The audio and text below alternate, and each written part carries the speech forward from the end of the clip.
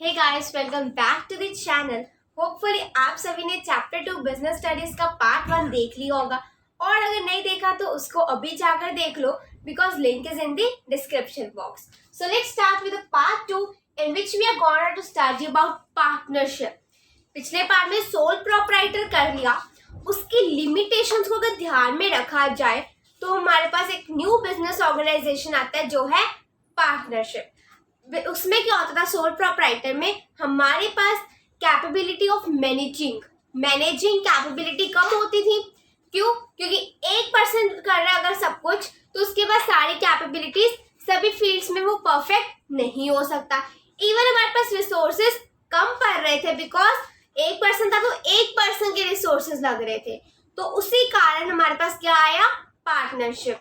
तो partner name से पता चल रहा है जब एक से ज्यादा हो, मतलब कि जब एक से ज्यादा ही लोग मिलकर बिजनेस करते हैं तो उसको बोला जाता है partnership business. And in India it is given by, ये जो मिलता है हमें वो हमें मिलता है एक्ट, इंडियन पार्टनरशिप एक्ट 1932। ये एक एक्ट है जिसके थ्रू हम पार्टनरशिप बिजनेस को स्टार्ट कर सकते हैं। Indian partnership act 1932। तो पार्टनरशिप में क्या होता है, in partnership it is a form of business organisation in which two और more than two people agree करते हो, agree to run a lawful, जिसमें लॉज हो। जो हमें कौन बताएगा laws?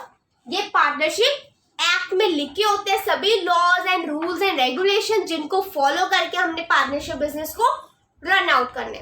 A lawful business to earn more and more of profit. Because business है तो प्रॉफिट तो होना ही होना है। मोटिव एम हमारा क्या होता है, to earn more and more of profit, to maximise our profit income. तो जैसे में हमने सोल प्रोप्राइटर में किया था कि पहले features and merits and demerits उसमें से आ गए थे, फीचर्स में से। So will do today partnerships features. The first feature is formation. Headings यही रहेंगी, चाहे आप सोल प्रोप्राइटर कर लो, पार्टनरशिप कर लो, हिंदू ज्वाइंट फैमिली कर लो, ज्वाइंट स्टॉक कंपनी कर लो एंड कोऑपरेटिव सोसाइटीज कर लो। हेडिंग्स यही रहेगी, formation, liability, risk bearing, profit, control, members, ये सब कुछ। मेंबर सोल प्रोप्राइटर में नहीं होते बिकॉज उसमें तो सिर्फ एक ही है तो उसके मेंबर्स नहीं होते, बट पार्टनरशिप में हमारे पास एक से ज्यादा है, so we are having a membership. तो सबसे पहले फॉर्मेशन। मैंने पहले बताया जो पार्टनरशिप बिजनेस होता है वो कौन गवर्न करता है? Partnership is govern by the Indian partnership act 1932। तो इसके अंदर हमारे पास क्या होते हैं, कुछ लॉज होते हैं, कुछ रूल्स होते हैं, कुछ रेगुलेशंस होती हैं जिनको हमें फुलफिल करना होता है while we are doing the partnership business.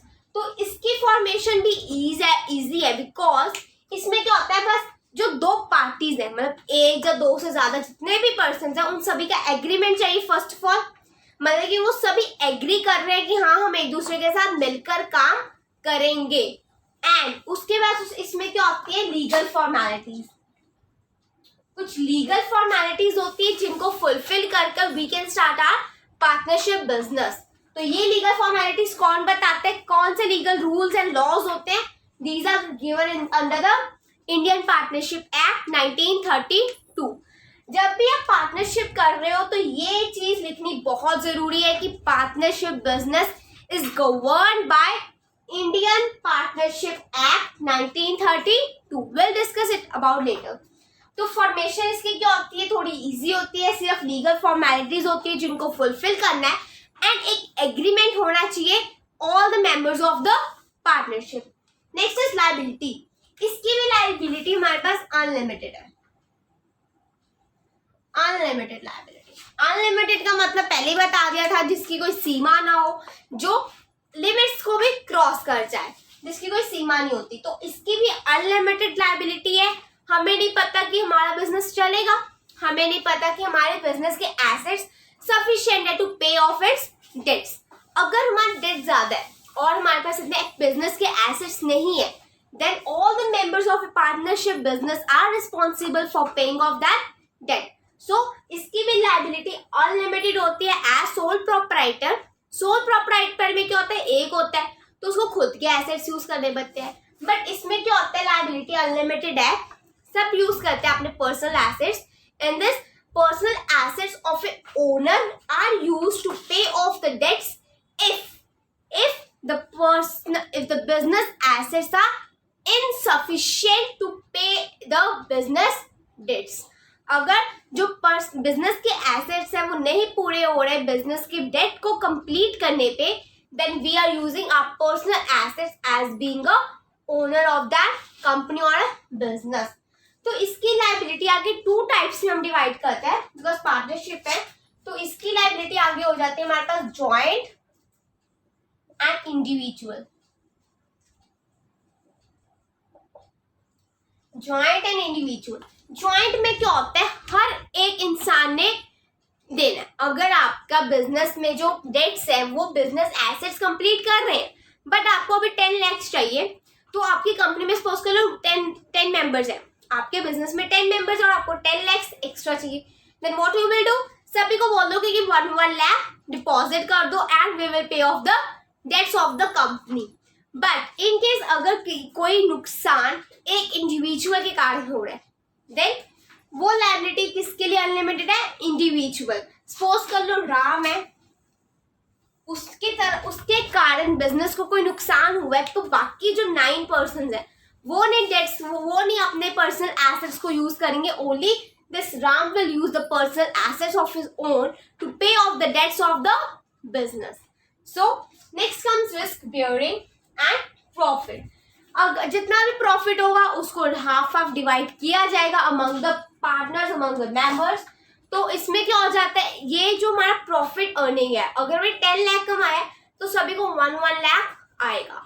और अगर रिस्क आ जाता है, सपोज करो आपकी कंपनी लॉस में है, आपको नुकसान हो रहा है, तो वो रिस्क भी वो 10 की 10 पीपल्स बियर करेंगे। मतलब अगर कोई प्रॉफिट है तो सबको मिलेगा, अगर कोई रिस्क है तो भी सबको देना पड़ेगा। So it is a balance between the members. So in partnership business, control and decision making is based on all the members. अब मैं एग्जाम्पल 10 का ले रही हूँ, तो 10 मेंबर्स अगर हमारे पास हैं तो 10 के 10 इकट्ठे बैठेंगे, किसी टॉपिक पर डिस्कस करेंगे, डिबेट भी होगा, and then there will be a decision making, तब एक डिसीजन आएगा। So all the control and decision making is under the hand of the person who are the owner of this partnership business. जिनके साथ हमारा agreement हुआ है in the Indian partnership act के accordingly, वो सब मिलकर एक डिसीजन लेंगे। मतलब कि डिसीजन क्या होता है, जॉइंट, एक मोट कह लो, जिसकी ज्यादा वोट्स होगी वो डिसीजन चलता है। Next comes continuity. कॉन्टिन्यूटी आपको इतना पता है, सोल प्रोप्राइटर में भी बताया था, अगर कोई मर जाता है तो उसका बिजनेस खत्म। अगर इंसेनिटी आ गई, सपोज कर लो कुछ भी हो जाता है, तो उसका बिजनेस क्या हो जाता है, बंद हो जाता है। तो सोल प्रोप्राइटर में क्या होता है, पार्टनरशिप में क्या होता है कि हमारे पास ज्यादा मेंबर्स होते हैं। अगर ज्यादा मेंबर्स है तो चांसेस हैं कि हमारा बिजनेस लंबे टाइम तक कंटिन्यू रहेगा। बट इन केस अगर किसी ओनर की डेथ हो जाती है तो उस टाइम के लिए बिजनेस हो जाएगा बंद। But if other remaining peoples है, रिमेनिंग ओनर्स, अगर वो चाहते हैं कि वो अपने बिजनेस को कंटिन्यू करे, then they need a new agreement from Indian Partnership Act. They need to form a new agreement. एक न्यू एग्रीमेंट बनाकर from Indian Partnership Act 1932 they can start their business, they can continue their old business without that person.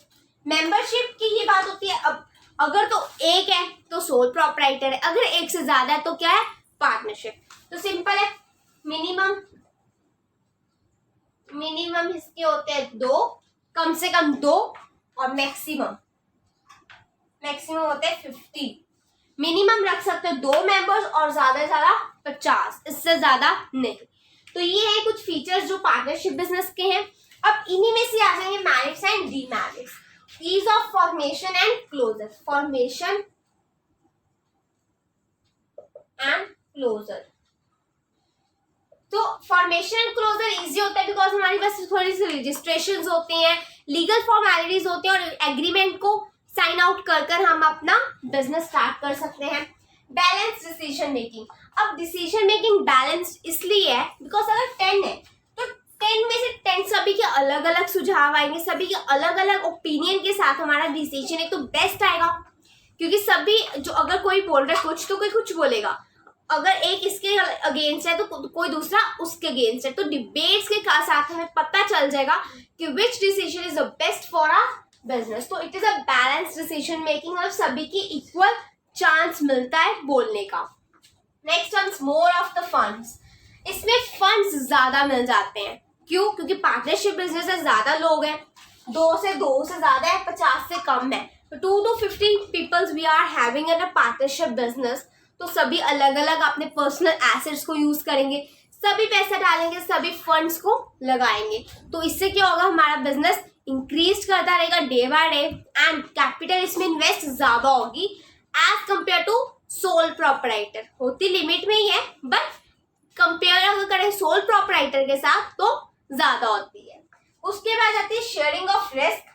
ये भी हमारा एक फायदा है। अगर हम सोल बिजनेस चला रहे हैं, सोल प्रोपराइटरी, तो क्या होगा, जितना भी नुकसान होना है वो सब हमें बियर करना है। अगर 10 लाख का नुकसान है, 20 लाख का नुकसान है, हमें ही झेलना पड़ेगा। बट अगर वही 10 लाख का जो हमारा आया है रिस्क वो 10 पीपल्स में डिवाइड हो जाए तो हमारे सिर पर कितना आएगा, ओनली 1 लाख। ठीक है, सो शेयरिंग ऑफ रिस्क इसका बहुत अच्छा फायदा है अगेंस्ट सोल प्रोपराइटर, क्योंकि सोल प्रोपराइटर में सारा बजट, सारा रिस्क हमारे पर आता है। But in the case of partnership जितने पार्टनर्स है सभी में रिस्क, अगर हमारा रिस्क हमारे पर कम हो जाएगा तो anxiety, depression will also decrease day by day. तो हमारा शेयरिंग ऑफ रिस्क हमारे लिए बहुत अच्छा एक मेरिट है। उसके बाद सीक्रेसी की अगर बात करें तो हर एक पर्सन, जितने भी 10 मैंने एग्जांपल्स नहीं है, 10 पर्सन, तो सभी चाहे राम श्याम जो भी है, सभी का फ्यूचर किसके साथ लिंक है, द पार्टनरशिप बिजनेस। जो वो बिजनेस चला रहे हैं उसी के साथ उनका क्या लिंक्ड है, फ्यूचर। अगर बिजनेस अच्छा कमाएगा तभी उसको अच्छा प्रॉफिट गेन होगा एंड फ्यूचर अच्छा होगा। अगर बिजनेस अच्छा नहीं कमा रहा तो उनको अच्छा प्रॉफिट नहीं होगा तो फ्यूचर अच्छा भी नहीं होगा। So their future is directly और indirectly linked with the business only. तो क्या होता है, इसमें सीक्रेट्स रखने पड़ते हैं and they are also kept, because हमें अकाउंट्स नहीं दिखाने। जो हमारा अकाउंट बना है हमने किसी को भी नहीं दिखाना। अगर 10 की 10 है तो हमारे अंदर की बात है वो। तो सीक्रेसी इसमें बहुत अच्छा पॉइंट है कि हमें अपने अकाउंट्स को शो नहीं करना पड़ता, जिसके कारण हमारा बिजनेस ग्रो करता है, we earn more and more of profit and our future is secured. So this is secrecy. Next comes only the demerits of this. So demerit, unlimited liability. I told you, अगर कोई नुकसान हो जाता है, अगर हमारे बिजनेस एसेट्स आर इनसफिशिएंट, वो sufficient नहीं है to pay off the debts of the business, then the personal assets of the owner are used to pay back the debts. तो अनलिमिटेड लाइबिलिटी है, लाइबिलिटी हमें नहीं पता कि हमारे पास आएगी कितनी लाइबिलिटी अगर कि नहीं। तो इसकी भी मैंने आपको बता दें कि ज्वाइंट और इंडिविजुअल 2 टाइप्स का होता है। ज्वाइंट में क्या होता है, अगर 10 लाख है तो सभी को लाख रुपया देना पड़ेगा, और अगर सिर्फ एक की वजह से, सिर्फ राम की गलती के कारण बिजनेस को कोई नुकसान आया, सपोज 10 लाख का नुकसान आया, तो वो 10 के 10 लाख ये देगा, बाकियों के लिए वो लिमिट लाइबिलिटी नहीं है। Then the liability will be of this individual person, not for the others. Limited resources और कैपिटल, मैंने जैसे अभी बताया capital and resources are same. जो हम लगाएंगे पैसा होगा वो लिमिट में होगा। अगर 2 है तब भी लिमिट में, अगर 3 है, 4 है, 5, 10 है तब भी लिमिट में है, because our wishes are not ever fulfilled. इसकी डीप एक्सप्लेनेशन माइक्रोइकोनॉमिक्स में है, so go and watch the playlist सेटेड है। तो इसमें क्या होता है, रिसोर्सेज हमारे पास लिमिट होते हैं, बट अगर हम उसको कंपेयर करें सोल प्रोपराइटर के साथ, then the resources are much more high. Why? Sole proprietor में एक है, उसने अपने एक ही रिसोर्सेज लगाने, बट पार्टनरशिप में 2 या 2 से ज्यादा है। तो अगर ज्यादा है तो ज्यादा रिसोर्सेज है, ज्यादा कैपिटल है, not that much good, but sole proprietor से ज्यादा अच्छे हैं। तो it is a demerit also and merit तब होगा जब उसको कंपेयर किया जाएगा सोल प्रोपराइटर के साथ। Next come possibility of conflicts. Obviously आप भी अगर 10 फ्रेंड्स का ग्रुप है तो ऑब्वियसली किसी के किसी में तो लड़ाई होगी। तो अगर 10 मेंबर्स हैं बिजनेस में, पार्टनरशिप बिजनेस में, तो लड़ाई तो होगी, specially in the case of decision making. जब डिसीजंस बनते हैं, कंट्रोल पूरा 10 मेंबर्स के हाथ में, कंट्रोल एक के हाथ में तो जल्दी डिसीजन बन जाएगा। अगर कंट्रोल 10 के हाथ में तो 10 अपने अपने ओपिनियन देंगे, एक अपना सुझाव देगा, दूसरा अपना देगा, तीसरा अपना देगा, चौथा इनके अगेंस्ट बोलेगा। तो क्या होता है, डिबेट्स हो जाती है, लड़ाई झगड़े हो जाते हैं। सो ये इसकी डीमेरिट है कि there is a lack of possibility of conflicts, लड़ाई झगड़े होने के चांसेस हैं। Next comes lack of continuity. Continuity का लैक तो हर जगह है, because we don't know about even a single minute क्या हो जाएगा। Death, insanity and all these are the lack of continuity के रीजंस। अगर हमारा एक भी इंसान मर जाता है बिजनेस का ओनर में से, then we need to shut down our business. But it is a merit in a partnership business that we can restart our business, we can recontinue our business through a new agreement taken by the Indian Partnership Act 1932.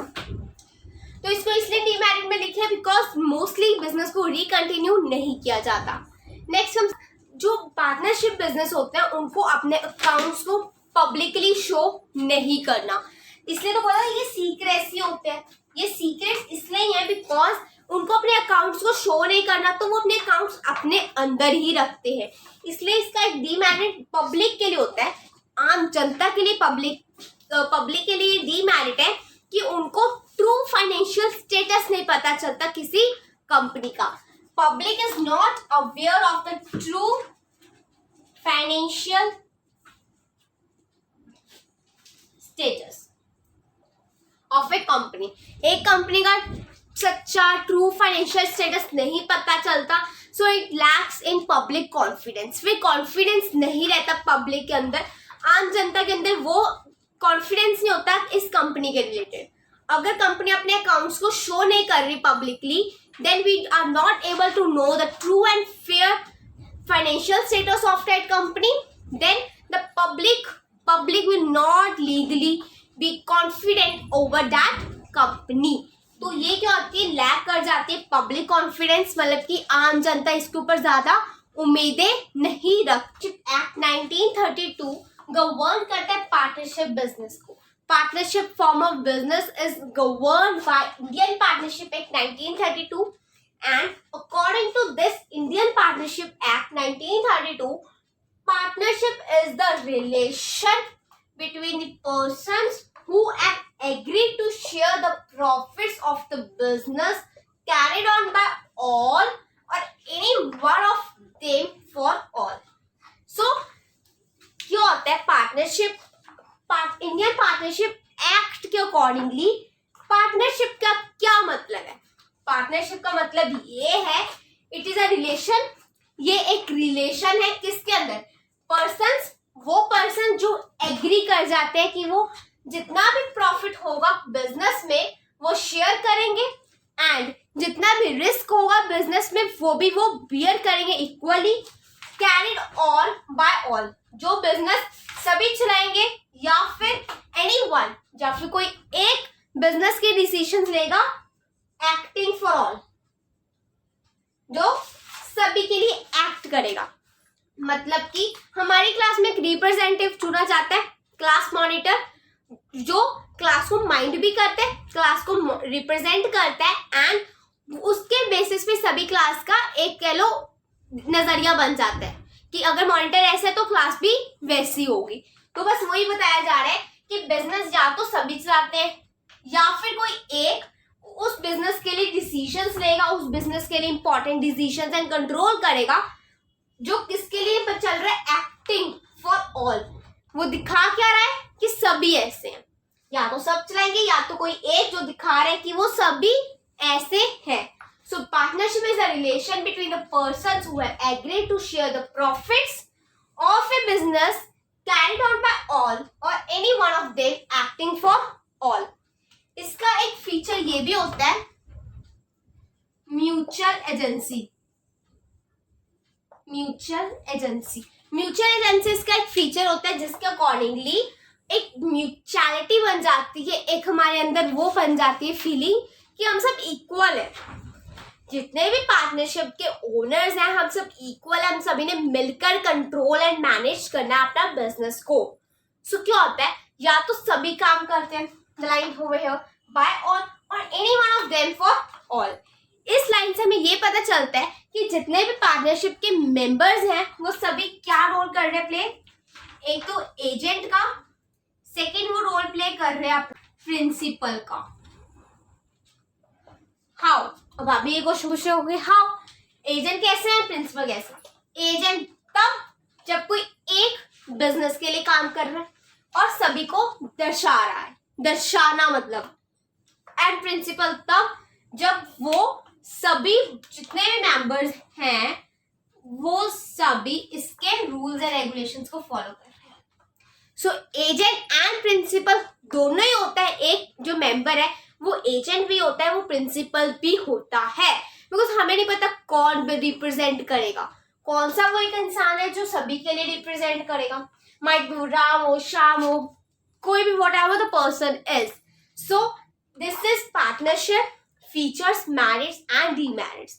Tomorrow we'll definitely start with what is partnership deed and types of partners and partnership types. So stay tuned with the video for tomorrow's videos, and if you like it then please hit the like button, subscribe my channel Tavneet Kaur Study Corner. Hopefully आपको video पसंद आई होगी, and अगर आई है तो share करो जल्दी, आपके friends भी वेट कर रहे हैं पढ़ने के लिए। कमेंट करो, and if you want notes for this videos for all the chapters then please text me through my Gmail ID which is here. तब तक के लिए keep smiling, keep shining, bye bye.